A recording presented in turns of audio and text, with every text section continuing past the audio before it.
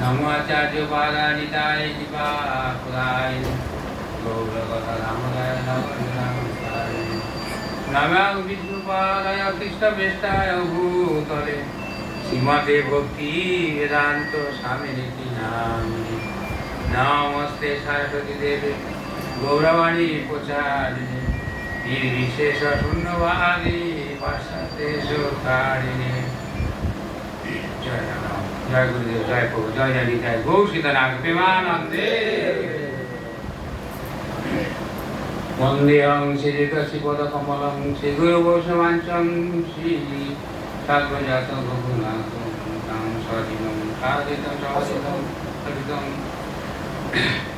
हरे कृष्ण जय ओम नमो भगवते वासुदेवाय ओम नमो भगवते वासुदेवाय ओम नमो भगवते वासुदेवाय हरे कृष्ण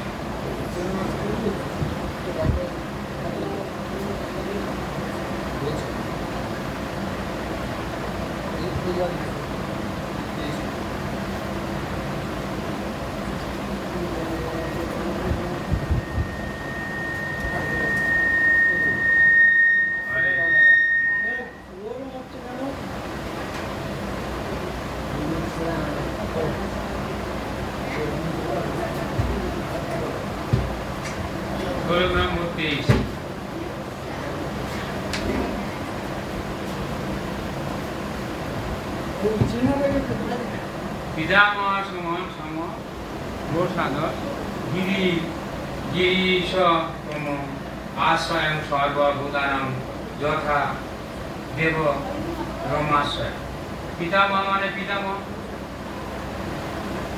बा ब्रह्म सम माने तुल्य साम्य माने साम्यताय प्रसादे माने दाने बा बदानाताय गिरीश माने शिव उपम माने समतुल्य आश्रय माने आश्रय सर्व माने समस्त भूतानाम माने जीवेदेव यथा माने जेमन देवम माने परमेश्वर भगवान रमा रुमा आश्रय माने परमेश्वर भगवान श्रीहरि যিনি লক্ষ্মী দেবীর আশ্রয় অনুবাদ এই শিশুটি মানসিক সাম্যতায় তার পিতামহ যুধিষ্ঠির অথবা ব্রহ্মা সমতুল্য হবে কৈলাস পর্বতের অধিপতি শিবের মতো তিনি মহা বদানা হবেন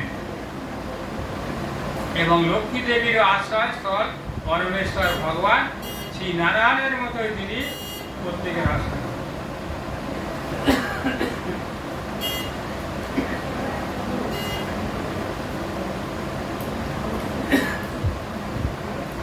মহারাজ যুধিষ্ঠির এবং জীব সমূহের পিতামহ ব্রহ্মা উভয় তাদের মনের সাম্যতার জন্য আদর্শ ছিল স্বামীর মধ্যে এখানে পিতামহ বলতে ব্রহ্মাকে ইঙ্গিত করা হয়েছে কিন্তু শ্রীল বিশ্বনাথ চক্রবর্তী ঠাকুরের মধ্যে পিতামহ হচ্ছে মহারাজ যুধিষ্ঠির স্বয়ং এই দুটি দৃষ্টান্ত সমান উত্তম কেননা উভয় পরমেশ্বর ভগবানের প্রতিনিধি বলে স্বীকৃত এবং তাই জীবের কল্যাণে যুক্ত হওয়ার ফলে তাদের উভয়কে মানসিক সাম্যতা বজায় রাখতে হয় শাসন ব্যবস্থা সর্বোচ্চ দায়িত্ব সম্পূর্ণ ব্যক্তিকে যাদের জন্য তিনি কার্য করে থাকেন তাদেরই কাছ থেকে নানা প্রকার সমালোচনা এবং আঘাত সহ্য করতে হয় ভগবানের সর্বশ্রেষ্ঠ ভক্ত গোপীরা পর্যন্ত ব্রহ্মার সমালোচনা করেছিলেন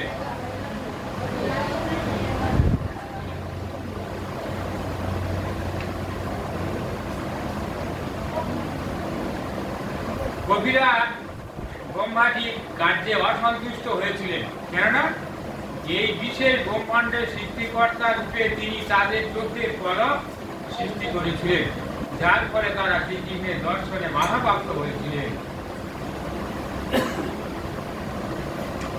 তারা এক পলকের জন্য তাদের প্রিয়তম শ্রীকৃষ্ণের অদর্শন সহ্য করতে পারেননি আর দায়িত্বশীল ব্যক্তিদের সমস্ত কার্যই যাদের সমালোচনা করা সম্ভব তাদের সম্বন্ধে আর কি বলা আছে তেমনি মহারাজ যুধিষ্ঠিরকে তার শত্রুদের দ্বারা সৃষ্ট বহু কষ্টদায়ক পরিস্থিতি অতিক্রম করতে হয়েছিল এবং সমস্ত পরিস্থিতিতে তিনি তার মানসিক সাম্যতা পূর্ণরূপে বজায় রেখেছিলেন। তাই মানসিক সাম্যতার ব্যাপারে উভয় পিতামহের দৃষ্টান্তে উপযুক্ত হয়েছে। দেবাদিক মহাদেব যাচকদের ইঙ্গিত বরদানের জন্য বিখ্যাত, তাই তার আর এক নাম আশুতোষ, অর্থাৎ তিনি অতি সহজেই সন্তুষ্ট হন। তাকে ভূতনাথ বলা হয়, অর্থাৎ তিনি হচ্ছেন সাধারণ মানুষের প্রভু, যারা তার প্রতি প্রধানত তার উদার দানের জন্যই আকৃষ্ট। মহাদেব ফলাফলের বিবেচনা না করে বর দান করে। রাবণ মহাদেবের প্রতি অত্যন্ত আসক্ত ছিল এবং অনায়াসে তাকে সন্তুষ্ট করে রাবণ এত শক্তিশালী হয়ে উঠেছিল যে সে ভগবান শ্রী রামচন্দ্রের বিরোধিতা পর্যন্ত করেছিল। অবশ্য রাবণ যখন দেবাদিক মহাদেবের প্রভু পরমেশ্বর ভগবান শ্রী রামচন্দ্রের সঙ্গে যুদ্ধ করেছিল, তখন মহাদেব তাকে সাহায্য করেননি। মহাদেব বকাসুরকে এমন একটি বর দান করেছিলেন যা কেবল বিপজ্জনকই ছিল না, তা ছিল অত্যন্ত উৎপাদজনক। মহাদেবের কৃপায় বিকাসুর এমন শক্তি লাভ করেছিল যে সে কারো মাথায় হাত দিয়ে স্পর্শ করলে ব্যক্তিটি তৎক্ষণাৎ ভস্ম হয়ে যেত। যদি মহাদেব তাকে এই বরটি দেন, তথাপি সেই চতুর অসুর মহাদেবের মস্তকে স্পর্শ করে তার সেই শক্তির পরীক্ষা করে দেখতে দিয়েছিলেন। তুই বরদান দিয়ে তোর মাথা হাত দাও, দেখি পরীক্ষা কি হয়। সেই বিপদ থেকে রক্ষা পাওয়ার জন্য তখন মহাদেবকে শ্রী বিষ্ণুর শরণাগত হতে হয় এবং বিষ্ণু তার মহাশক্তি দ্বারা বকাসুরকে বিমোহিত করে তার নিজের মস্তক স্পর্শপূর্বক তা পরীক্ষা করে দেখতে বলেছিলেন। সে তা করেছিল এবং তৎক্ষণাৎ বিনাশ প্রাপ্ত হয়েছিল। এইভাবে দেবতাদের কাছে বরপ্রার্থী এক চতুর যাচকের উপদ্রব থেকে পৃথিবী রক্ষা পেয়েছিল। আসল কথা হচ্ছে যে শিব কখনো কাউকে বরদান করতে অস্বীকার করে, যা বললে করে দেবে, অল্প কথায় সন্তুষ্ট হয়ে যাবে, ভোলা না। তাই তিনি হচ্ছে সবচাইতে উদার। যদি তার ফলে কখনো কখনো তিনি ভুলও করে থাকে, রোমা মানে হচ্ছে লক্ষ্মী দেবী, আর তার আশা হচ্ছে ভগবান শ্রী বিষ্ণু। ভগবান বিষ্ণু সমস্ত জীবের পালক।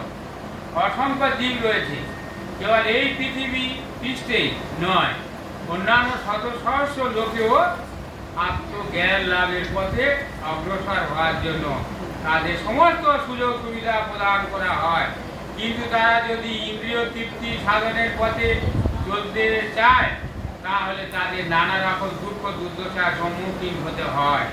এই সমস্ত দুঃখ দুর্দশার সৃষ্টি করেন ভগবানের মায়া শক্তি, এবং তখন তারা অর্থনৈতিক উন্নতি সাধনের ভান্তা পরিকল্পনার মার্গে বিচরণ করে। এই সমস্ত অর্থনৈতিক উন্নতি কখনোই সফল হয় না, কেননা এই সমস্ত মানুষেরা সর্বদাই মায়া লক্ষ্মীর কৃপার প্রত্যাশী, কিন্তু তারা জানে না যে লক্ষ্মী দেবী কেবল বিষ্ণুর আশ্রয় থাকে।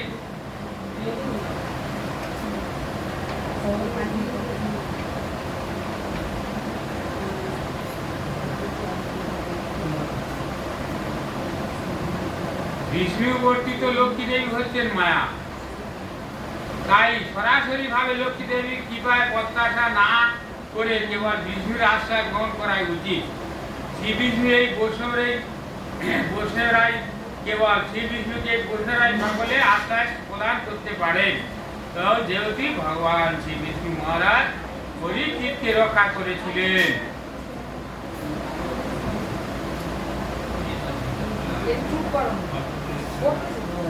গল্প করতে করে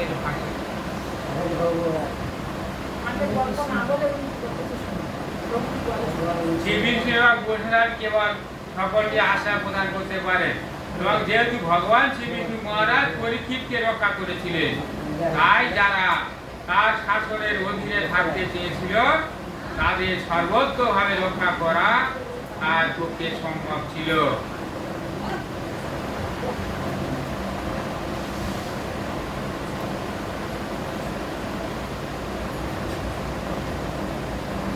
অনুবাদ। এই শিশুটি শ্রীকৃষ্ণের পাদাঙ্গ অনুসরণ করে সমস্ত দিব্য গুণজনিত মহিমায় তার এই মতো হবেন। তিনি উদারতা মহারাজ রস্তিদেব এবং ধর্ম যাজনের মহারাজ যজাতির মতো হবেন।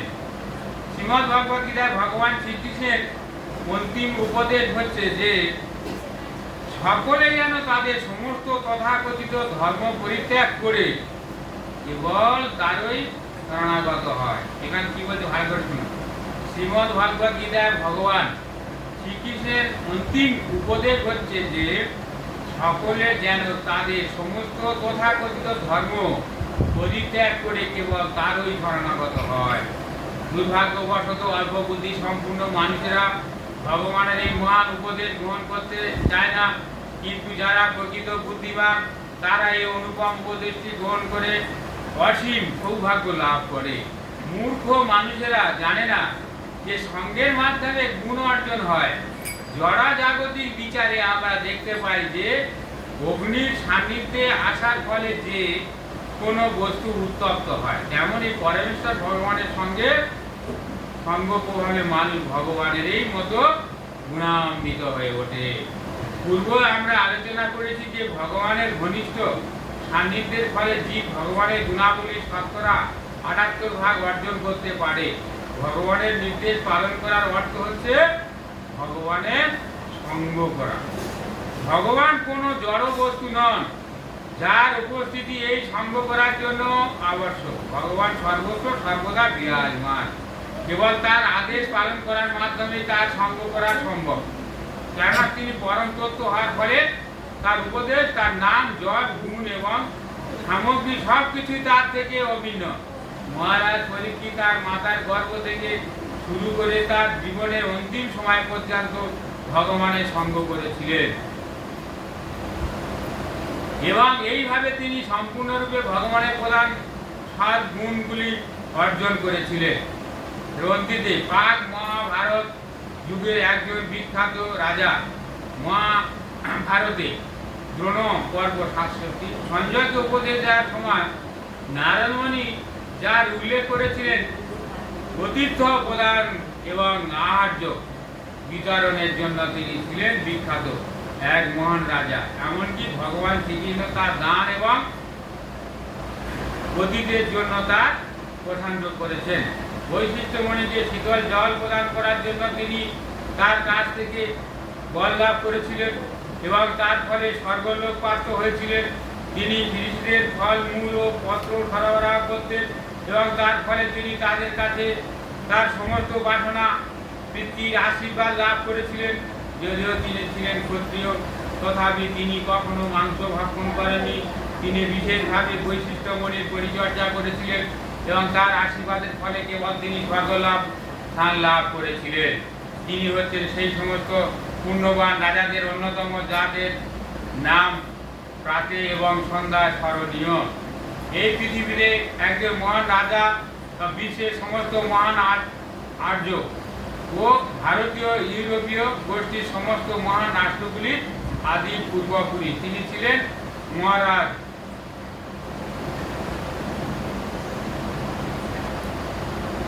মহেশের পুত্র এবং তার জ্যেষ্ঠ ভ্রাতা মুক্ত মহাত্মায় পরিণত হওয়ার ফলে যজাতি পৃথিবীর সম্রাট হয়েছিলেন। তিনি কয়েক হাজার বছর ধরে পৃথিবী শাসন করেছিলেন এবং বহু যোগ্য পূর্ণ কর্ম সম্পাদন করেছিলেন, যার বর্ণনা ইতিহাসে রয়েছে। যদিও তার প্রথম যৌবন অত্যন্ত কামসক্ত এবং ভাবা প্রবণতার কাহিনীতে পূর্ণ ছিল, তিনি শুক্রাচার্যের অত্যন্ত প্রিয় কন্যা দেবযানীর প্রতি প্রাণাসক্ত হন। দেবযানীকে তাকে বিবাহ করতে চান, কিন্তু ব্রাহ্মণ কন্যা বলে তিনি প্রথমে তাকে প্রত্যাখ্যান করেন। শাস্ত্রের নির্দেশ অনুসারে ব্রাহ্মণে কেবল ব্রাহ্মণ কন্যাকে বিবাহ করতে পারে। সেই যুগে মানুষ বর্ণ সংস্কারের ব্যাপারে বিশেষ সতর্ক ছিল, কিন্তু শুক্রাচার্য এই অবৈধ বিবাহের নিয়মটি সংশোধন করে রাজা যজাতিকে দেবযানীর প্রাণী গ্রহণ করতে প্ররোচিত করেন। ধর্মিষ্ঠা নামক দেবযানীর এক স্বকীয় সম্রাটের প্রতি অনাসক্ত হন। তিনি দেবযানীর সঙ্গে রাজগৃহে গমন করেছিলেন। শুক্রাচার্য সম্রাট যযাতিকে নিষেধ করেছিলেন যে তিনি যেন কখনো শর্মিষ্ঠাকে তার শয়নকক্ষে না ডাকেন, কিন্তু যযাতি তার সেই নির্দেশ পালন করতে পারেননি। গোপনে তিনি শর্মিষ্ঠাকে বিবাহ করেছিলেন এবং তার মাধ্যমে কয়েকটি পুত্রের জন্ম হয়েছিল। দেবযানী যখন সেই কথা জানতে পারেন তখন তিনি তার পিতার কাছে ফিরে গিয়ে এ বিষয়ে অভিযোগ করেন। যযাতি দেবযানীর প্রতি অত্যন্ত আসক্ত ছিলেন এবং যখন তিনি তাকে ফিরিয়ে আনবার জন্য তার শ্বশুরালয়ে যান তখন শুক্রাচার্য তার প্রতি ক্ষুব্ধ হয়ে তাকে জরাগ্রস্ত হওয়ার অভিশাপ দেন। যযাতি সেই অভিশাপ ফিরিয়ে নেওয়ার জন্য তার শ্বশুরের কাছে বিনীতভাবে প্রার্থনা করেন। শুক্রাচার্য তখন তাকে বলেন যে তার কোনো পুত্র যদি তার সেই জরা গ্রহণ করে তার যৌবন তাকে দান করেন তাহলে কেবল তিনি তার যৌবন ফিরে পেতে পারেন। যযাতির 5টি পুত্র ছিল, দেবযানীর 2টি এবং শর্মিষ্ঠার 3টি। তার 5 পুত্ররা হলেন যদু, প্রবুর, প্রবর্ষু, রাহু, বনু এবং কুরু। এই 5টি পুত্র থেকে 5টি বিখ্যাত রাজবংশের উদ্ভব হয়েছে, যথা যদু বংশ, জগৎ, তুরস্ক বংশ, ভজ বংশ, স্বেচ্ছা বংশ এবং কৌরব বংশ। কৌরব এই 5টি বংশ সারা পৃথিবী জুড়ে ছড়িয়ে পড়েছিল। তার পুণ্যকর্মের প্রভাবে তিনি স্বর্গলোক প্রাপ্ত হয়েছিলেন, কিন্তু আত্মশ্লাঘা এবং অন্যান্য মা তাদের সমালোচনা করার জন্য তিনি সেখান থেকে পতিত হন। তার পতনে তার কন্যা এবং দরিদ্র তাদের সঞ্চিত পুণ্য তাকে দান করেন এবং তার দরিদ্র এবং সখা শিবির সাহায্যে তিনি পুনরায় স্বর্গলোকে উন্নতি হন, যেখানে তিনি যমরাজের সভার সদস্য এবং ভক্তরূপে বাস করেছেন। তিনি 1000-এর অধিক যজ্ঞ করেছিলেন। তিনি অত্যন্ত পরাক্রমশালী রাজা ছিলেন। তার রাজকীয় ক্ষমতা সারা পৃথিবী জুড়ে বিস্তার লাভ করেছিলেন। অত্যন্ত কামাসক্ত হওয়ার ফলে তিনি যখন শুক্রাচার্যের শাপে জরাগ্রস্ত হন তখন তার সর্বকনিষ্ঠ পুত্র গুরু 1000 বছরের জন্য তাকে তার যৌবন দান করেছিলেন। 5টা পুত্র ছিল, তোর শ্বশুরের শাপে জরাগ্রস্ত হয়ে গেল, তখন বলেছিল তোমার একটা পুত্র যদি তোমার এই নেয় তাহলে হচ্ছে তুমি আবার যৌবন ফিরে পাবে। তার ছোট পুত্র নিয়েছিল, বুঝলে না, বলছে এইখানে তিনি 1000-এর অধিক যজ্ঞ করেছিলেন। তিনি অত্যন্ত পরাক্রমশালী রাজা ছিলেন। তার রাজকীয় ক্ষমতা সারা পৃথিবী জুড়ে বিস্তার করেছিলেন। অত্যন্ত কামাসক্ত হওয়ার ফলে তিনি যখন শুক্রাচার্যের শাপে জরাগ্রস্ত হন তখন তার সর্বকনিষ্ঠ পুত্র কুরু 1000 বছরের জন্য তাকে তার যৌবন দান করেছিলেন। তার ছেলে 1000 বছরে যৌবন দান করেছিলেন। অবশেষে তিনি সংসার জীবনের প্রতি বিরক্ত হন এবং তার পুত্র কুরুকে তার যৌবন ফিরিয়ে দেন। তিনি যখন তার রাজা কুরুকে দান করতে চান তখন তার সভাসদ এবং প্রজারা অসম্মতি প্রকাশ করেছিলেন, কিন্তু তিনি যখন তার প্রজাদের কাছে কুরুর মহিমা বিশ্লেষণ করেন তখন তারা কুরুকে তাদের রাজরূপে গ্রহণ করতে স্বীকৃত হন। তারপর সম্রাট যযাতি গৃহস্থ জীবন থেকে অবসর গ্রহণ করে বনবাসী হয়েছিলেন। এই শ্রীটি ধৈর্য বলি মহারাজের মতো হবেন, প্রহ্লাদ মহারাজের মতো নৈষ্ঠিক কৃষ্ণ ভক্ত হবে, বহু অসমের যোগ্য অনুষ্ঠান করবেন এবং বৃদ্ধ ও অভিজ্ঞ ব্যক্তিদের অনুগমন করবেন। বলি মহারাজ তাৎপর্য, বলি মহারাজ ভগবত ভক্তির ক্ষেত্রে দ্বাদশ মহাজনে অন্যতম। বলি মহারাজ একজন মহাজন, দ্বাদশ মহাজনের মধ্যে বলি মহারাজ একজন। 12 জন আছে তো, 12 জন মহারাজের মধ্যে বলি মহারাজ একজন। প্রভু একটা জিনিস জানবে, একটু উনি কিছু বলবেন, বলুন। যযাতি দিয়ে ফিরে দেবেন। হ্যাঁ। ওই 1000 বছর যে দান করেছিল না, হ্যাঁ তা ও ফিরে দিতে চেয়েছিল ওরা ওর ছেলে। কুকুরকে দিয়ে দেন। হ্যাঁ, পুরুকে, কিন্তু তখন হচ্ছে ও বোঝারা শিকার হয়নি। কিন্তু যখন ওর ছেলে মানে সম্বন্ধে সব কিছু বললো না, বলার পরে তখন ছেলেরা বুঝতে পারলো, বললে তখন ওই প্রজারা স্বীকার করেছিল যে হ্যাঁ তা, বুঝলেন? সকলে স্বীকার করে সকলে স্বীকার করার পরে ভগবত ভক্তির ক্ষেত্রে দ্বাদশ মহাজনে অন্যতম গরিব মহারাজ একজন মহাজন, কেননা তিনি ভগবানের প্রসন্নতা বিধানের জন্য সব কিছু উৎসর্গ করেছিলেন। তবে ভগবানের সেবার জন্য তার সেই উৎসর্গ করার পথে বাধা দিয়েছিলেন বলে তিনি তার তথাকথিত গুরু সঙ্গ সমস্ত সম্পর্ক ছিন্ন করেছিলেন। সব রকম জাগতিক দায় দায়িত্বের বন্ধন থেকে মুক্ত হয়ে ভগবানের প্রতি অহেতুক ভক্তি লাভ করাই হচ্ছে ধর্ম জীবনের সর্বোচ্চ সিদ্ধি। ভগবানের সন্তুষ্টি বিধানের জন্য বলি মহারাজ সব কিছু ত্যাগ করতে বদ্ধপরিকর ছিলেন এবং তিনি কোনো রকম বাধা বিপত্তি গ্রাহ্য করেননি। তিনি ছিলেন আর একজন মহাজন প্রহ্লাদ মহারাজের পৌত্র। বলি মহারাজ এবং বামন দেবের কাহিনী শ্রীমদ্ ভাগবতে অষ্টম স্কন্ধে অধ্যায় 11-24 বর্ণিত হয়েছে। প্রহ্লাদ মহারাজ শ্রীকৃষ্ণের বিষ্ণুর একজন পরম ভক্ত। প্রহ্লাদ মহারাজ বিষ্ণুর পরম ভক্ত, তাই তার বয়স যখন 5 বছর তখন ভগবান ঐকান্তিক ভক্ত হয়েছিল 5 বছর বয়সে। আর একটা লোক বলছে এখন হয়নি, আমাদের বয়স হোক তাও আর ভগবান নাম করবো না, আমাদের বয়স 5 বছর বয়স। শ্রীকৃষ্ণের বিষ্ণুর একজন পরম ভক্ত, তার বয়স যখন 5 বছর তখন ভগবানের ঐকান্তিক ভক্ত হয়েছিলেন বলে তাকে তার পিতা হিরণ্যকশিপু কঠোরভাবে নির্যাতন করেছিলেন।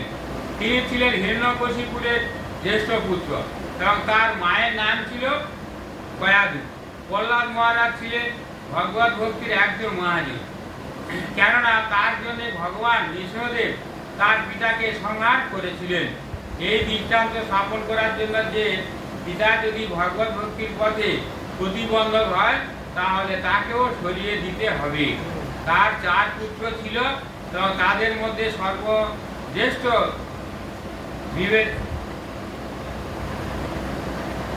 বিবেচন হচ্ছে উপরোক্ত বলি মহারাজের পিতা প্রহ্লাদ মহারাজের কার্যকলাপের ইতিহাস শ্রীমদ্ ভাগবতের 7ম স্কন্ধে লিপিবদ্ধ করা হয়েছে।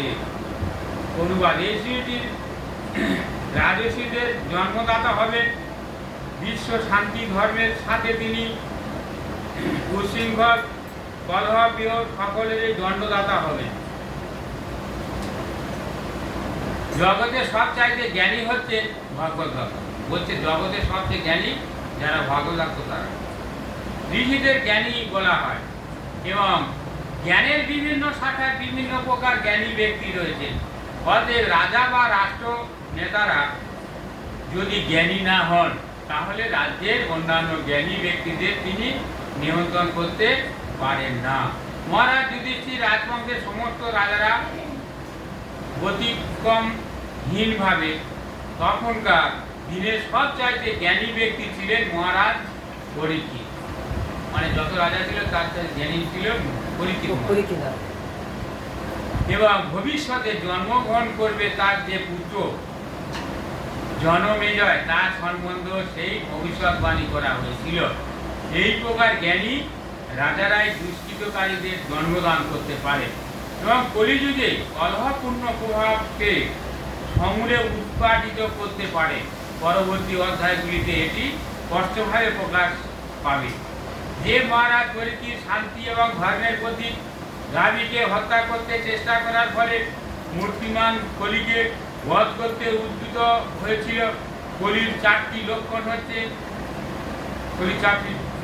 মাদকদ্রব্য, অবৈধ স্ত্রীসঙ্গ, দুধক্রীড়া এবং কসাইখানা আসব পাঠ, অবৈধ স্ত্রীসঙ্গ, দুধক্রীড়া এবং কসাইখানা থেকে নিয়মিতভাবে সরবরাহ করা মাংস আহার লিপ্ত কলহপ্রিয় দুর্বৃত্তদের কিভাবে দমন করে শান্তি এবং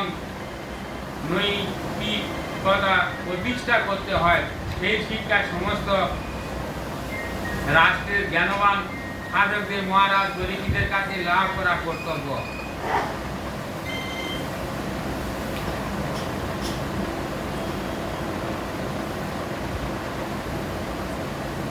এই কলিযুগে কলহের এই সমস্ত বিভাগগুলি চালাবার জন্য ন্যায়সঙ্গতভাবে অনুমতি প্রদান করা হয়েছে। অতএব রাজ্যে শান্তি বা নৈতিকতা আশা করা যায় কিভাবে? তাই রাজ্যের জনকদের ভগবতের অনুশীলনের মাধ্যমে নিয়ম শৃঙ্খলা ভঙ্গকারীদের দণ্ডদান করে এই উপরোক্ত কলের লক্ষণগুলি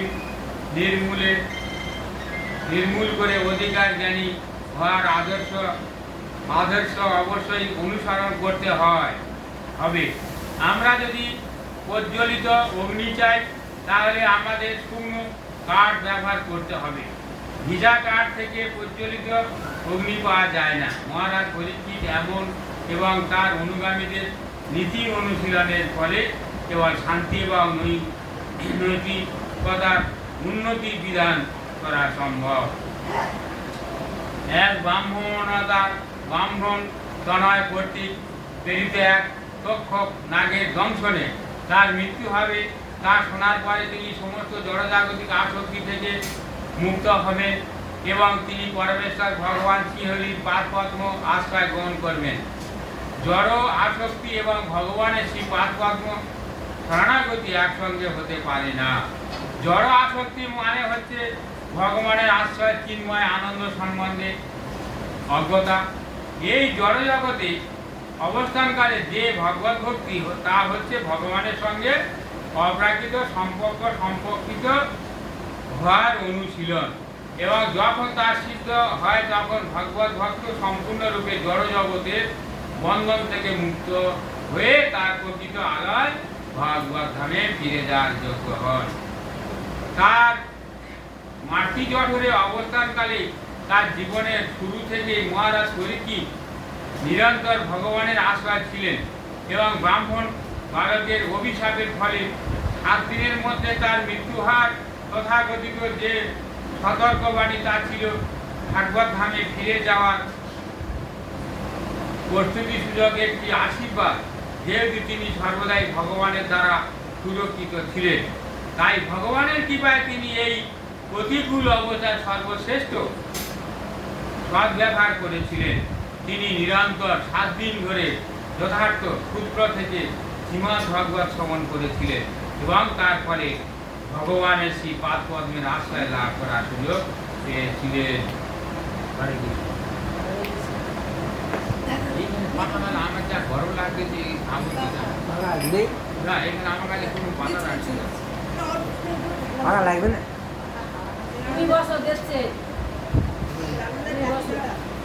অনুবাদ। হে রাজন, এই বালকটি বেদ ব্যাসের পুত্র অম্বরীজি সুখদেবের মুখ থেকে যথার্থ আত্মজ্ঞান জানতে ইচ্ছুক হবেন এবং সমস্ত জড় আসক্তি পরিত্যাগ করে ভয়লেশহীন হবেন। তাৎপর্য: জড় জ্ঞান মানে হচ্ছে নিজের স্বরূপ সম্বন্ধীয় জ্ঞান সম্বন্ধে অজ্ঞতা। দর্শন মানে হচ্ছে প্রকৃত আত্মজ্ঞানের অন্বেষণ অথবা আত্ম উপলব্ধি জ্ঞান। আত্ম উপলব্ধি প্রকৃত দর্শন হচ্ছে সূক্ষ্ম জল্পনা কল্পনা অথবা অনর্থক শক্তি এবং সময়ের অপচয়। জীবের প্রকৃত স্বরূপ সম্বন্ধে শ্রীমদ্ ভাগবত যথার্থ জ্ঞান প্রদান করেন এবং শ্রীমদ্ ভাগবত শ্রবণ করার মাধ্যমে মানুষ জড় আসক্তির বন্ধন থেকে মুক্ত হয়ে বৈকুণ্ঠ লোক প্রবেশ করতে পারে। এই জড় জগৎ ভয় এবং কুষ্ঠায় পূর্ণ। এখানকার কয়েদিরা কারাগারে বন্দী থাকার মতো সব সময় ভয়ে ভীত। কারাগারে কেউ সেখানকার নিয়ম এবং আইন ভঙ্গ করতে পারে না। তা ভঙ্গ করার অর্থ হচ্ছে বন্দী জীবনের মেয়াদ বৃদ্ধি। তেমনি এই জড় জগতে আমরা সর্বদাই ভয়ে ভীত। এই ভীতিকে বলা হয় কুষ্ঠা। বদ্ধ জীবনের সমস্ত জনিতে প্রতিটি জীব প্রকৃতির নিয়ম লঙ্ঘন করে হোক অথবা না করে হোক, সর্বদাই দুশ্চিন্তায় মুক্তিমান। মুক্তি মানে হচ্ছে এই নিরন্তর উৎকণ্ঠা থেকে মুক্ত হওয়া। এই পুরুষটা যখন ভগবানের প্রেমময়ী সেবায় রূপান্তরিত হয় তখন কেবল তা সম্ভব। শ্রীমদ্ ভাগবত আমাদের সুযোগ প্রদান করেছে কিভাবে আমরা এই উৎকণ্ঠাকে জড় থেকে চেতনা রূপান্তরিত করতে পারি। শ্রী ব্যাসদেবের মহান পুত্র আত্মাতত্ত্ববেত্তা সুখদেব গোস্বামীর মতো অভিজ্ঞ দার্শনিকদের সঙ্গে প্রভাবেই তা সম্ভব। মহারাজ পরীক্ষিত তার মৃত্যুর সতর্কবাণী পাওয়া মাত্রই শ্রী সুখদেব গোস্বামীর সঙ্গ লাভের মহা সৌভাগ্যপূর্ণ সদ্ব্যবহার করে বাঞ্ছিত ফল প্রাপ্ত হয়েছিলেন। কিছু পেশাদারী পাঠক শ্রীমদ্ ভাগবতের এই কীর্তন এবং শ্রবণের এক প্রকার অনুকরণ করে থাকে এবং তাদের মূর্খ সদারা মনে করে যে শ্রীমদ্ ভাগবত পাঠ শ্রবণ করার পরে তারা জড় আসক্তির বন্ধন থেকে মুক্ত হয়ে অভয় জীবন লাভ করবে। শ্রীমদ্ ভাগবত শ্রবণের এই প্রকার অনুকরণ এক প্রকার তামাশা মাত্র। কতগুলি জঘন্য লোভী ব্যক্তির জড়ভোগের জন্য অর্থ উপার্জনের উদ্দেশ্যে এই প্রকার ভাগবত সপ্তাহের অনুষ্ঠানের দ্বারা কখনো প্রতারিত হওয়া উচিত নয়।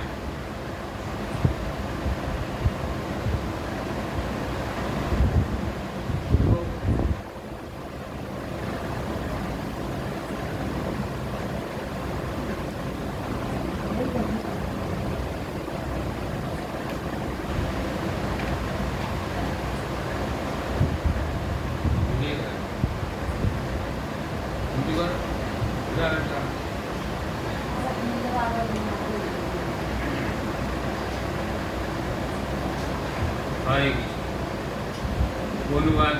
জ্যোতিষের শাস্ত্রে পারদর্শী এবং নবজাত শিশুর ভাগ্য গণনা দক্ষ সেই বেদাজ্ঞ ব্রাহ্মণেরা এইভাবে মহারাজ যুধিষ্ঠিরকে নবজাত শিশুর ভবিষ্যৎ সম্বন্ধে উপদেশ দিয়ে প্রচুর পরিমাণে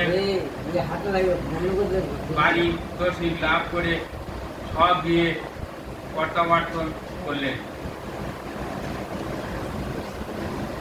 সুতরাং এই ভালো জগতে পরীক্ষিত নামে তিনি পরীক্ষা করেন প্রসিদ্ধ হবেন, কেননা তিনি তার জন্মের পূর্বে যে পুরুষকে দর্শন করেছিলেন তারাই অনুসন্ধান সমস্ত মানুষদের পরীক্ষা করতে থাকবেন। এইভাবে তিনি নিরন্তর তার এই কথা চিন্তা করবেন। রাজপুত্র পরীক্ষিত তার পিতামহদের অভিভাবকদের সস্নেহে প্রতিপালিত হয়ে শুক্লাপক্ষে চন্দ্রের মতো দিনে দিনে বর্ধিত হতে লাগলেন। ঠিক এই সময় মহারাজ যুধিষ্ঠির জ্ঞাতি বদজনিত পাপ থেকে মুক্ত হওয়ার জন্য এক অসমের যোগ্য অনুষ্ঠান করার কথা বিবেচনা করেছিলেন, কিন্তু কিছু অর্থ সঙ্গের কথা ভেবে তিনি উদ্বিগ্ন হয়েছিলেন, কেননা উদ্বৃত্ত তহবিল না থাকার কর এবং জরিমানা আদায় করা ছাড়া অর্থ সঙ্গে আর কোনো উপায় ছিল না। ব্রাহ্মণ এবং বিপদের যেমন রাষ্ট্র থেকে আর্থিক সাহায্য লাভের অধিকার ছিল, তেমনি রাষ্ট্রপ্রধানের অধিকার ছিল নাগরিকদের কাছ থেকে কর এবং জরিমানা সংগ্রহ করা। কুরুক্ষেত্রের যুদ্ধের পর রাষ্ট্র শূন্য হয়ে গিয়েছিল, তাই কর এবং জরিমানার সঙ্গে অতিরিক্ত আর কোনো সঞ্চয় ছিল না।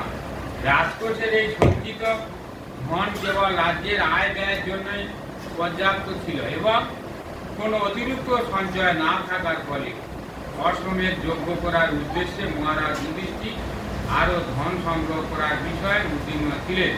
বিশ্বদেবের উপদেশ অনুসারে মহারাজ যুধিষ্ঠির এই যজ্ঞ অনুষ্ঠান করতে চেয়েছিলেন। অনুবাদ। মহারাজ ঐকান্তিক অভিলাষ সম্বন্ধে অবগত হয়ে তার ভাইয়েরা শ্রীকৃষ্ণের উপদেশ অনুসারে উত্তর দিকে গমনপূর্বক মহারাজ মরুত্যের পরিত্যক্ত প্রচুর ধন রত্ন সংগ্রহ করেছিলেন। মহারাজ মরুত্য পৃথিবীর অন্যতম একজন মহান সম্রাট। তিনি মহারাজ যুধিষ্ঠির রাজত্বকালে বহু পূর্বে পৃথিবীতে রাজত্ব করেছিলেন। তিনি ছিলেন মহারাজ অবিক্ষেতের পুত্র এবং দুর্যোধনার যমরাজের এক মহান ভক্ত। তার ভ্রাতা সম্বর্ত দেবগুরু বৃহস্পতির প্রতিদ্বন্দ্বী পুরোহিত ছিলেন। তিনি শঙ্কর যজ্ঞ নামক এক যজ্ঞ অনুষ্ঠান করেন, যার ফলে ভগবান তার প্রতি তার প্রসন্ন হন যে তাকে এক স্বর্ণ পর্বত সিংহের অধিকার দান করেন। তিনি শঙ্কর যজ্ঞ নামে এক যজ্ঞ অনুষ্ঠান করেন, যার ফলে ভগবান তার প্রতি এত প্রসন্ন হন যে তাকে এক স্বর্ণ পর্বত সিংহের অধিকার দান করে। এই স্বর্ণ পর্বত সিংহটি হিমালয় পর্বতের কোন এক স্থানে রয়েছে এবং আধুনিক দুঃসাহসী অভিযাত্রীরা সেখানে সেটি অন্বেষণ করতে পারে। তিনি এত শক্তিশালী সম্রাট ছিলেন যে দিনের বেলায় যজ্ঞ সমাপ্তির পর ইন্দ্র, চন্দ্র, বৃহস্পতি আদি দেবতারা তার প্রসাদে তার সঙ্গে সাক্ষাৎ করার জন্য আসতে সকলে লেগে আসে। এখন এত শক্তিশালী ছিল। যেহেতু সেই স্বর্ণ সিংহাটি তার অধিকার ছিল, তাই তার কাছে পর্যাপ্ত পরিমাণে স্বর্ণ ছিল। তাই যজ্ঞ মণ্ডলের চাঁদোয়া সম্পূর্ণ সোনা দিয়ে তৈরি হয়েছিল। তাই দৈনন্দিন যজ্ঞ অনুষ্ঠানে বন্ধন কার্য ত্বরান্বিত করার জন্য বাহুলোকে কিছু অধিবাসীদের নিমন্ত্রণ করে নিয়ে আসা হয়েছিল এবং সেই অনুষ্ঠানে সমবেত দেবতাদের নেতৃত্ব করেছিলেন বিশ্বদেব। তার নিরন্তর পুণ্যকর্মের দ্বারা তিনি তার রাজ্যে থেকে সমস্ত রোগ দূর করতে সক্ষম হয়েছিলেন। তার মহান যজ্ঞ অনুষ্ঠানের ফলে দেবলোক, পিতলোক আদি উচ্চলোকের সমস্ত অধিবাসীরা তার প্রতি প্রসন্ন হয়েছিলেন। প্রতিদিন তিনি পণ্ডিত ব্রাহ্মণদের শয্যা, আসন, দান এবং যথেষ্ট পরিমাণে স্বর্ণ দান করতেন। তার উদার দান এবং অসংখ্য যজ্ঞ অনুষ্ঠানের ফলে স্বর্গের রাজা ইন্দ্রদেব তার প্রতি অত্যন্ত প্রসন্ন ছিলেন এবং সর্বদা তার মঙ্গল কামনা করতেন। তার পুণ্যকর্মের ফলে তিনি আজীবন যুবক ছিলেন এবং পরিতুষ্ট প্রজা, মন্ত্রিমণ্ডলী, পত্নী, পুত্র এবং ভাতৃগণ পরিবৃত হয়ে 1000 বছর পৃথিবীর উপর রাজত্ব করেছিলেন। ভগবান শ্রীকৃষ্ণ তার পুণ্যকর্মের প্রশংসা করেছিলেন। তিনি তার একমাত্র কন্যাকে মহিষী অঙ্গিরার হস্তে অর্পণ করেন এবং তার শুভ আশীর্বাদের ফলে তিনি স্বর্গলোক উন্নতি হয়েছিলেন। তিনি প্রথমে বিদ্যান বৃহস্পতিকে তার যজ্ঞের পৌরোহিত্য করার জন্য চেয়েছিলেন, কিন্তু তিনি এই পৃথিবী একজন মানুষ বলে দেবতাদের গুরু বৃহস্পতি সেই পদ গ্রহণে অস্বীকার করেন। তাতে তিনি অত্যন্ত দুঃখিত হন, কিন্তু নারদমণির উপদেশে তিনি সম্বরকে সেই পদে নিযুক্ত করেন এবং তার উদ্দেশ্য সাধনে কৃতকার্য হন। কোনো বিশেষ যজ্ঞের সাফল্য নির্ভর করে প্রধান পুরোহিতের উপর। এই যুগে সর্বপ্রকার যজ্ঞ বর্জিত হয়েছে।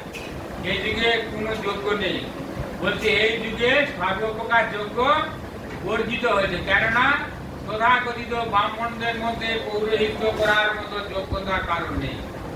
ভালো করে শুনুন, বলছে কোন বিশেষ যজ্ঞের সাফল্য নির্ভর করে প্রধান পুরোহিতের উপর, কিন্তু এই যুগে সর্বপ্রকার যজ্ঞ বর্জিত হয়েছে, কেননা তথাকথিত ব্রাহ্মণদের মধ্যে পৌরোহিত্য করার মতো যোগ্যতা কারণ নেই। তাদের ব্রাহ্মণকৃত গুণাবলী না থাকলেও কেবল ব্রাহ্মণ সন্তান হওয়ার জন্য তারা ভ্রান্তভাবে নিজেদের ব্রাহ্মণ বলে মনে করে।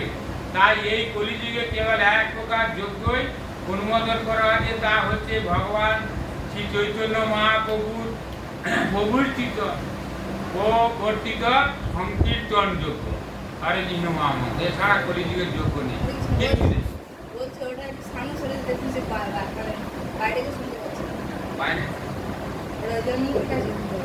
হরে কৃষ্ণ।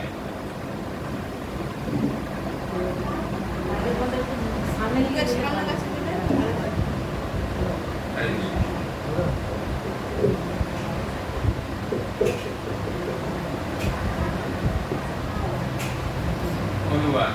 হরে কৃষ্ণ।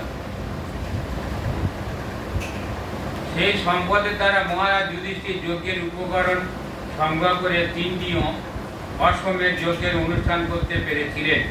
এইভাবে কুরুক্ষেত্রের যুদ্ধ আত্মীয় স্বজন বধজনিত পাপের ভয়ে ভীত ধর্মরাজ যুধিষ্ঠির পরমেশ্বর ভগবান শ্রীহরি সন্তুষ্টি বিধান করেছিলেন। মহারাজ যুধিষ্ঠির ছিলেন পৃথিবীর একজন আদর্শ এবং বিখ্যাত পুণ্যাত্ম রাজা, কিন্তু তা সত্ত্বেও কুরুক্ষেত্রের যুদ্ধে ব্যাপকভাবে নরহত্যা হওয়ার ফলে তিনি ভয়ে অত্যন্ত ভীত হয়েছিলেন। কেননা সেই যুদ্ধে সংগঠিত হয়েছিলেন তাকে রাজ সিংহাসনে অধিষ্ঠিত করার জন্য। তাই তিনি সেই যুদ্ধে যত পাপ হয়েছিল তার সমস্ত দায়িত্ব গ্রহণ করেছিলেন এবং সেই পাপ থেকে মুক্ত হওয়ার জন্য তিনি 3টি অশ্বমেধ যজ্ঞ করার সংকল্প করেছিলেন। এই প্রকার যজ্ঞ অত্যন্ত বহু ব্যয়বহুল। সেই জন্য মহারাজ যুধিষ্ঠিরকে মহারাজ মরুতে স্বর্ণ এবং তার প্রদত্ত ব্রাহ্মণদের পরিত্যক্ত স্বর্ণ সংগ্রহ করতে হয়েছিল। মহারাজ মরুতে দেওয়া সমস্ত স্বর্ণ ব্রাহ্মণেরা নিয়ে যেতে পারেনি, তাই দানের অধিকাংশ স্বর্ণই তারা রেখে গিয়েছিলেন। আর মহারাজ মরুত নিজের দান করা স্বর্ণ পুনরায় সংগ্রহ করতে চাননি। আর তাছাড়া যে সমস্ত সোনার পাত্রগুলি যজ্ঞে ব্যবহার করা হয়েছিল সেগুলি আবর্জনা স্তূপে ফেলে দেওয়া হয়েছিল। মানে এত স্বর্ণ দান করেছিল ব্রাহ্মণরা নিয়ে আসতে পারে, সব রেখে দিয়ে আসতে। সোনার পাত্র দিয়েছিল সেগুলো মানে আমরা যারা ফেলি আবর্জনা সেখানে ফেলে দিয়ে আসতে।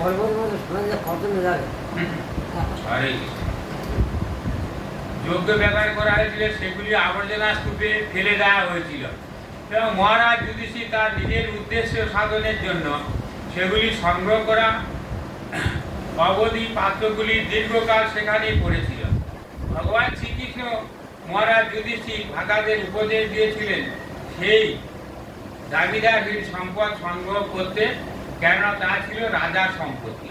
সবচাইতে আশ্চর্যের বিষয় হচ্ছে যে সেই রাজ্যের প্রজারা কোনো রকম যান্ত্রিক উদ্যোগ বা সেই ধরনের কিছু করার উদ্দেশ্য সেই অনধিকৃত স্বর্ণ সংগ্রহ করেননি। তার অর্থ হচ্ছে যে রাজ্যের প্রজারা অত্যন্ত সন্তুষ্ট ছিলেন। তিনি ইন্দ্রিয় তৃপ্তির উদ্দেশ্যে অনর্থক উৎপাদনের উদ্যোগ করার কোন রকম প্রবণতা তাদের ছিল না। মহারাজ যুধিষ্ঠির সেই স্বর্ণরাশি ভগবানের শ্রীহরি সন্তুষ্টি বিধানের উদ্দেশ্য যজ্ঞ অনুষ্ঠান করার জন্য সংগ্রহ করেছিলেন। তা না হলে রাজকোষের জন্য এই সম্পদ সংগ্রহ করার কোনো বাসনা তার ছিল না। মহারাজ যুধিষ্ঠির আচরণ থেকে সকলের শিক্ষা লাভ করা উচিত। তিনি যুদ্ধস্থলে সংগঠিত পাপের ভয়ে ভীত ছিলেন এবং তাই তিনি পরমেশ্বরকে সন্তুষ্ট করতে চেয়েছিলেন।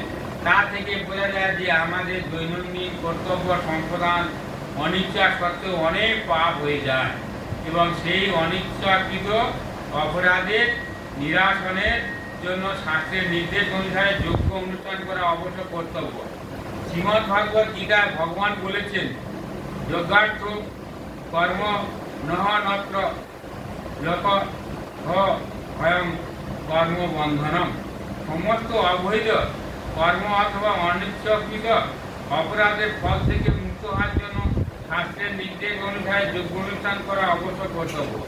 তার ফলে মানুষ সমস্ত পাপ থেকে মুক্ত হতে পারে। আর যারা তা না করে নিজের স্বার্থে অথবা ইন্দ্রিয় তৃপ্তির জন্য কর্ম করে তাদের কৃত পুঞ্জীভূত পাপ রাশির জন্য তাদেরকে সব রকম দুঃখ দুর্দশা ভোগ করতে হয়। অতএব যজ্ঞ করার মুখ্য উদ্দেশ্য হচ্ছে পরমেশ্বর ভগবান শ্রীহরির সন্তুষ্টি বিধান করার যজ্ঞ অনুষ্ঠানের বিধি। কাল, স্থান এবং পাত্র অনুসারে বিভিন্ন হতে পারে, কিন্তু সর্বকালে এবং সমস্ত পরিস্থিতি তার উদ্দেশ্য হচ্ছে একটি পরমেশ্বর থিওরি সন্তুষ্ট বিধান করা। এটি পূর্ণ জীবনের পন্থা এবং এই জগতে শান্তি ও সমৃদ্ধি লাভের উপায়। এই পৃথিবীর একজন আদর্শ রাজা রূপে মহারাজ যুধিষ্ঠির এইভাবে আচরণ করেছিলেন। রাজ্য শাসনের ব্যাপারে যেখানে মানুষ এবং পশুবধকে একটি স্বীকৃতি করা বলে বিবেচনা করা হয়েছে, সেই ক্ষেত্রে যুধিষ্ঠির মহারাজ রাজকার্য পরিচালনার জন্য তার দৈনন্দিন কর্তব্য সম্পাদন করতে গিয়ে নিজেকে যদি একজন পাপী বলে মনে করেন, তাহলে ভগবান সন্তুষ্টি বিধানের উদ্দেশ্যে যোগ্য সম্পাদন করা সব রকম সাধন বর্জিত। এই কলিযুগে অশিক্ষিত জনসাধারণের জ্ঞাত সারে অথবা অজ্ঞাত সারে কত যে পাপ করেছে তা আমরা সহজে অনুমান করতে পারি। তাই শ্রীমদ্ ভাগবতে বলা হয়েছে যে মানুষের প্রধান কর্তব্য হচ্ছে তার স্বধর্ম অনুষ্ঠানের দ্বারা পরমেশ্বর ভগবানের সন্তুষ্টি বিধান করা। যে কোনো স্থান বা সম্প্রদায় কিংবা জাতি অথবা বর্ণের যে কোনো ব্যক্তি যে কোনো বৃত্তিতে নিযুক্ত থাকতে পারে, কিন্তু তাকে বিশেষ স্থান কাল এবং পাত্র অনুসারে শাস্ত্রের নির্দেশ অনুসারে যোগ্য অনুষ্ঠান সম্পাদন করতে সম্মত হতে হবে। বৈদিক শাস্ত্রে কলিযুগের জনসাধারণকে নিরপরাধে ভগবানের দিব্য নাম কীর্তনের দ্বারা ভগবানের মহিমা প্রচার করার নির্দেশ দেওয়া হয়েছে। কলিযুগে তাই কোনো যোগ্য নেই, শুধু খালি নাম করলেই হয়ে যাবে। কিন্তু খালি আমরা যোগ্য করি না, এগুলো খুব ভুল হচ্ছে, তো কোনো কাজই হবে। তারা ভগবানের মহিমা প্রচার করার নির্দেশ দেওয়া হয়েছে। কীর্তনাদের কৃষ্ণাস্য মুক্ত সঙ্গ বরং ব্রজের, তা করার ফলে মানুষের তার সমস্ত পাপ থেকে মুক্ত হতে পারে এবং তার ফলে জীবনে পরম সিদ্ধি লাভ করে, তার প্রকৃত আলয় ভাগবত ধামে ফিরে যেতে পারে। এই মহান গ্রন্থের বিভিন্ন স্থানে একাধিকবার আমরা সে কথা আলোচনা করেছি। বিশেষ করে এই গ্রন্থের ভূমিকায় ভগবান শ্রী চৈতন্য মহাপ্রভু জীবনীতে কিন্তু সমাজে শান্তি এবং সমৃদ্ধি স্থাপনের উদ্দেশ্যে বারবার সে কথায় পুনর্বৃত্তি করা হয়েছে। শ্রীমদ্ ভাগবত গীতায় ভগবান মুক্ত কণ্ঠে ঘোষণা করেছেন কি করলে তিনি আমাদের প্রতি প্রসন্ন হন, এবং ভগবান চৈতন্য মহাপ্রভু জীবনী এবং শিক্ষা সেই পন্থায় ব্যবহারিকভাবে প্রদর্শিত হয়েছে। কলহ এবং বৈরিতার এই অন্ধকারাচ্ছন্ন যুগে পরমেশ্বর ভগবান শ্রীহরিকে সন্তুষ্ট করা সম্মুখ যোগ্য হচ্ছে শ্রী চৈতন্য মহাপ্রভুর প্রদর্শিত পন্থা অনুসরণ করা। সেই সমৃদ্ধির দিনে মহারাজ যুধিষ্ঠিরকে অসমের যোগ্য অনুষ্ঠান করার উদ্দেশ্যে সমস্ত সামগ্রী সংগ্রহ করার জন্য সুবিকৃত স্বর্ণ আহরণ করতে হয়েছিল। অতএব বর্তমান সময়ে যখন সকলে প্রভাবগ্রস্ত এবং যখন স্বর্ণ প্রায় নেই বললেই চলে, তখন এই ধরনের যোগ্য অনুষ্ঠান করার কথা চিন্তা করা যায় না। এই যুগে আমাদের কাছে এক গাদা কাগজ রয়েছে, তাই প্রতিশ্রুতি রয়েছে যে আধুনিক সভ্যতার অর্থনৈতিক উন্নতির মাধ্যমে সেগুলিকে স্বর্ণে রূপান্তরিত করা যাবে। তথাপি ব্যক্তিগতভাবে অথবা রাষ্ট্রের পৃষ্ঠপোষকতার সমষ্টিগতভাবে মহারাজ যুধিষ্ঠির মতো ধন ব্যয় করার কোনো রকম সম্ভাবনা নেই। তাই এই যুগের জন্য উপযুক্ত পন্থা হচ্ছে শ্রী চৈতন্য মহাপ্রভু প্রদর্শিত শাস্ত্রসম্মত পন্থা অনুসরণ করা। এই পন্থায় কোনো প্রকার অর্থ ব্যয় করতে হয় না, কিন্তু তার ফলে অন্য সমস্ত ব্যয় সামর্থ্য যোগ্য অনুষ্ঠান থেকে অধিক লাভ হয়। বৈদিক বিধান অনুসারে অনুষ্ঠিত অশ্বমেধ অথবা গোমেধ যজ্ঞকে পশু হত্যা বিধি বলে মনে করে ভুল করা উচিত নয়। পক্ষান্তরে এই যজ্ঞ উৎসর্গীকৃত পশু বৈদিক মন্ত্র উচ্চারণের দিব্য শক্তির প্রভাবে নতুন জীবন লাভ করত। আগের দিনে যে বলি হতো সেগুলো বৃদ্ধ যারা পশু তাদেরকে নিয়ে এসে বলি দেওয়া হতো নবজীবন পাওয়ার জন্য। এখনকার মানুষ পারবে, একদম বাংলাদেশে পারবে কি? নাই যে বলি হচ্ছে কি নবজীবন কি কোথা হচ্ছে?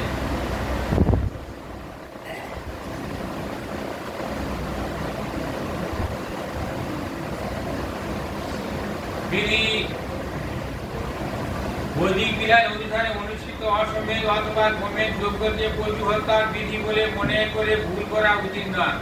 পক্ষান্তরে এই যজ্ঞ উৎসর্গকৃত পশু বৈদিক মন্ত্র উচ্চারণের দিব্য শক্তির প্রভাবে নতুন জীবন লাভ করত।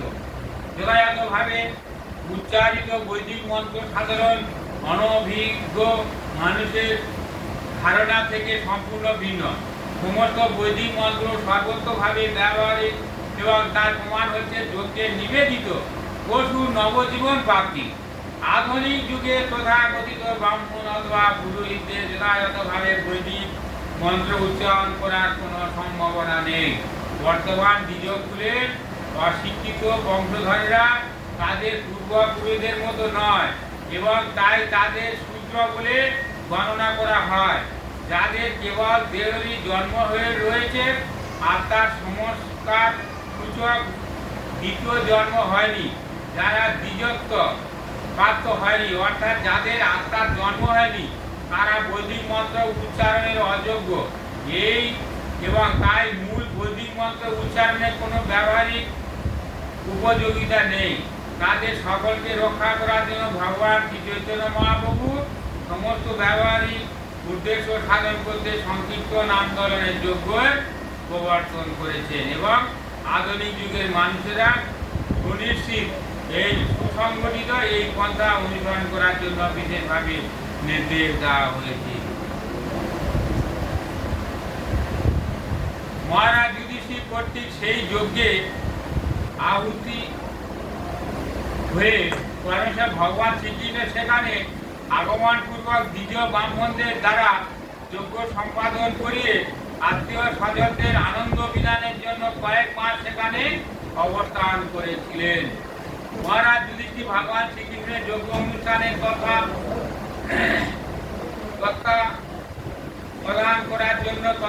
করার জন্য নিমন্ত্রণ করেছিলেন এবং ভগবান তার অগ্রজের আদেশ পালন করার জন্য অভিজ্ঞ দ্বিজ ব্রাহ্মণদের দ্বারা যজ্ঞ সম্পাদন করেছিলেন। কেবল ব্রাহ্মণ বংশে জন্মগ্রহণ করার ফলে যজ্ঞ অনুষ্ঠান করার যোগ্যতা অর্জন করা যায় না। বলছে ব্রাহ্মণ বংশে জন্মগ্রহণ করলে যজ্ঞ অনুষ্ঠান করা যায় না। জন্মগ্রহণ করার ফলে যজ্ঞ অনুষ্ঠান করার যোগ্যতা অর্জন করা যায় না। প্রামাণিক আচার্যদের কাছে উপযুক্ত শিক্ষা এবং দীক্ষা দ্বারা দ্বিজত্ব লাভ করতে হয়।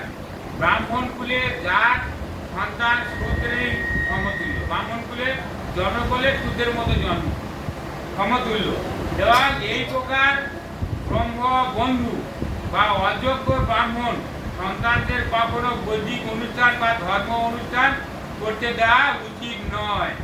শ্রী কৃষ্ণকে যজ্ঞের সমস্ত আয়োজনের তত্ত্বাবধান করার ভার দেওয়া হয়েছিল। তাও যেহেতু তিনি হচ্ছেন পরম পূর্ণ, তাই সফলভাবে তা সম্পাদন করার জন্য তিনি আদর্শ দ্বিজ ব্রাহ্মণদের দ্বারা সেই যজ্ঞ অনুষ্ঠান করেছিলেন।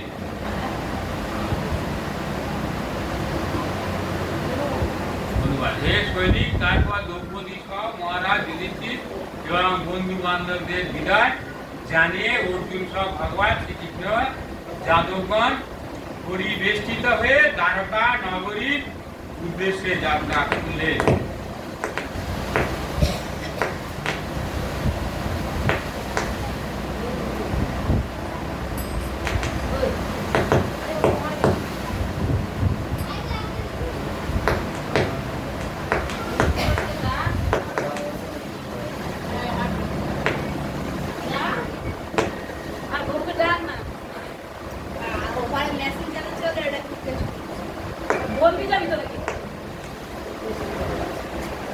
हरे कृष्णा हरे बोल।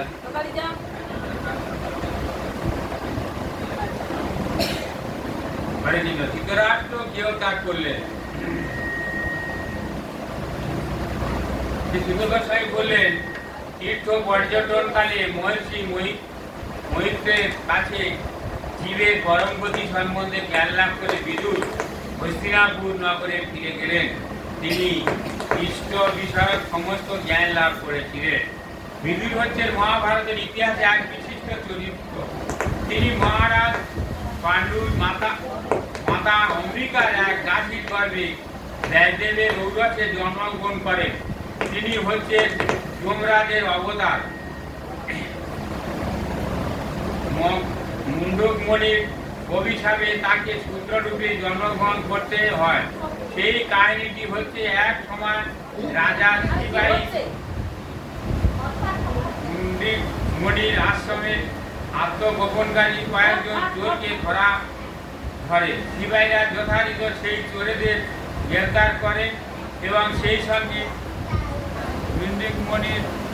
মণিকে গ্রেপ্তার করে। বিচারক মণিকে চোর সাব্যস্ত করে তাকে শুলে চড়িয়ে মৃত্যুদণ্ডের আদেশ দেন। মণিকে যেখানে শুলে চড়ার ওটা কি মনি বললেন না লাইভ চলে না বল?